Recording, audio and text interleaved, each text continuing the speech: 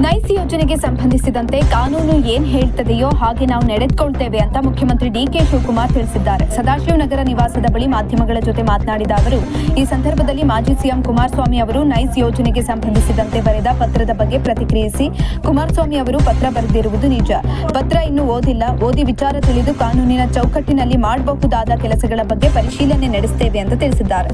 ಪತ್ರ ಬರೆದ ವಿಚಾರವಾಗಿ ಎಕ್ಸ್ನಲ್ಲಿ ಮಾಹಿತಿ ಹಂಚಿಕೊಂಡಿರುವ ಎಚ್.ಡಿ. ಕುಮಾರಸ್ವಾಮಿ ಅವರು, ಬೆಂಗಳೂರು ಬಿಎಂಐಸಿಪಿ ಯೋಜನೆಯಲ್ಲಿ ನಡೆದ ಅಕ್ರಮಗಳ ಕುರಿತು ನಾನು ಸಿಎಂ ಡಿಕೆ ಶಿವಕುಮಾರ್ ಅವರಿಗೆ ಪತ್ರ ಬರೆದಿದ್ದೇನೆ. ಎನ್ಐಸಿಇ ಕಾನೂನುಗಳನ್ನು ಉಲ್ಲಂಘಿಸಿದೆ ಎಂಬುದನ್ನು ನಾನು ಪತ್ರದಲ್ಲಿ ವಿವರಿಸಿದ್ದೇನೆ. ಭೂಸ್ವಾಧೀನ ನಡೆದು 23 ವರ್ಷಗಳು ಕಳೆದರೂ ಭೂಮಿ ಕಳೆದುಕೊಂಡ ರೈತರಿಗೆ ಇನ್ನೂ ಪರಿಹಾರ ಸಿಗದ ಕಾರಣ ಅವರಲ್ಲಿ ಅನೇಕರು ಸಂಕಷ್ಟದಲ್ಲಿದ್ದಾರೆ ಅಂತ ಅವರು ಪೋಸ್ಟ್ನಲ್ಲಿ ಬರೆದುಕೊಂಡಿದ್ದಾರೆ.